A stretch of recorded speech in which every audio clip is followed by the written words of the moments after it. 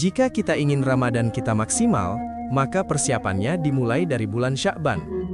Kalimat ini bukan sekadar motivasi, tetapi kesimpulan dari sunnah Rasulullah SAW yang sering luput dari perhatian kita. Banyak orang berharap Ramadannya penuh semangat, ibadahnya khusyuk, dan dosanya diampuni. Namun harapan itu sering tidak diiringi dengan persiapan yang matang. Alhamdulillahi Rabbil Alamin. Segala puji hanya milik Allah Subhanahu wa Ta'ala yang masih memberi kita umur dan kesempatan untuk memperbaiki diri. Sholawat dan salam semoga tercurah kepada Nabi Muhammad SAW, suri teladan terbaik, beserta keluarga, sahabat, dan seluruh umatnya hingga akhir zaman. Saudaraku yang dirahmati Allah, bulan Sya'ban bukanlah bulan kosong tanpa makna. Justru di bulan inilah Rasulullah SAW mencontohkan amalan-amalan sunnah yang menjadi fondasi kuat sebelum memasuki Ramadan. Maka pada kesempatan ini, mari kita bahas beberapa amalan sunnah Rasulullah SAW di bulan Sya'ban, agar Ramadan yang akan datang tidak kita jalani dengan kesiapan setengah-setengah. 1. Puasa sunnah di bulan Sya'ban. Salah satu amalan paling menonjol yang dilakukan Rasulullah SAW di bulan Sya'ban adalah memperbanyak puasa sunnah. Dalam hadis sahih yang diriwayatkan oleh Aisyah radhiyallahu anha, beliau mengatakan bahwa Rasulullah SAW berpuasa di bulan Sya'ban lebih banyak dibanding bulan-bulan lainnya, hingga seakan-akan hampir sebulan penuh, kecuali beberapa hari. Hadis ini menjadi dalil kuat tentang keutamaan puasa di bulan Sya'ban.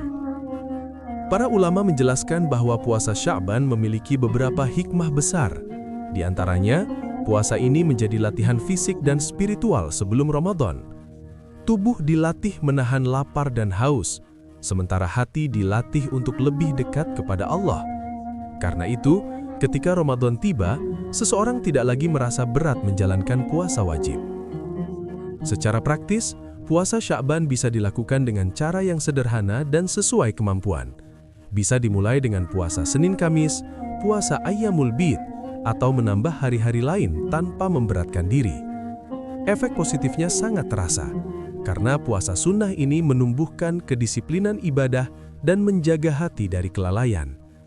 Keutamaannya, selain pahala puasa sunnah, seseorang telah menghidupkan sunnah Rasulullah SAW yang jarang dilakukan oleh banyak orang, dan beramal di waktu yang jarang dilakukan manusia memiliki nilai khusus di sisi Allah Subhanahu wa Ta'ala. 2. Memperbanyak sholawat kepada Nabi SAW. Amalan sunnah lain yang sangat dianjurkan di bulan Sya'ban adalah memperbanyak sholawat kepada Nabi Muhammad SAW. Bulan Sya'ban dikenal oleh para ulama sebagai salah satu waktu yang baik untuk memperbanyak sholawat, karena ia menjadi jembatan menuju Ramadan, bulan diturunkannya Al-Quran kepada Nabi SAW. Makna sholawat bukan sekadar bacaan lisan, tetapi bentuk cinta, penghormatan, dan pengakuan kita atas jasa besar Rasulullah SAW dalam menyampaikan Islam. Ketika seorang hamba bersolawat, ia sedang memohonkan rahmat dan kemuliaan bagi Nabi. Dan pada saat yang sama, Allah menjanjikan rahmat untuk orang yang bersolawat tersebut.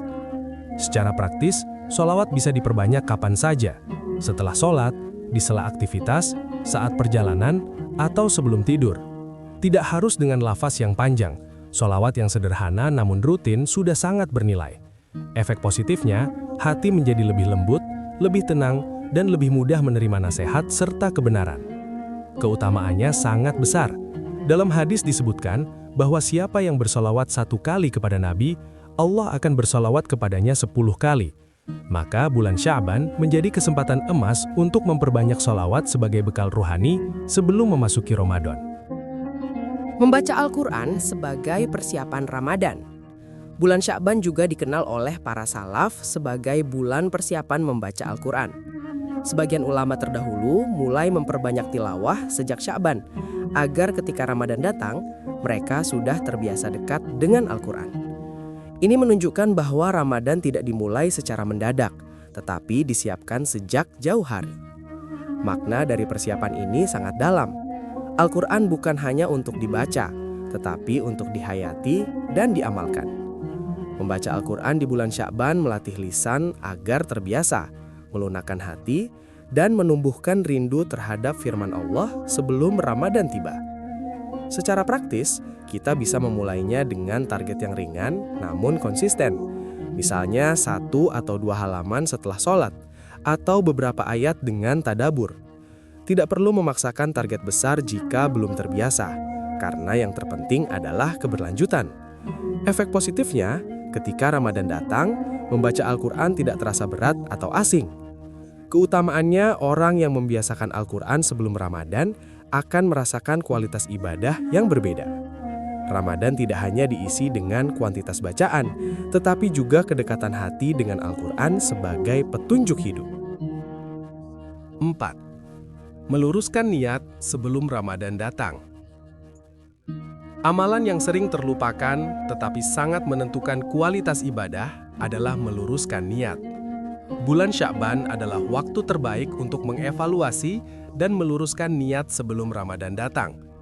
Banyak orang beribadah karena kebiasaan, suasana, atau ikut-ikutan, bukan karena kesadaran penuh untuk mencari ridha Allah. Meluruskan niat berarti memastikan bahwa ibadah yang akan kita lakukan di Ramadan benar-benar ditujukan kepada Allah Subhanahu wa Ta'ala, bukan untuk pujian, bukan sekadar rutinitas, dan bukan karena tekanan sosial. Niat yang lurus akan menghidupkan ibadah, sementara niat yang salah bisa mengosongkan pahala.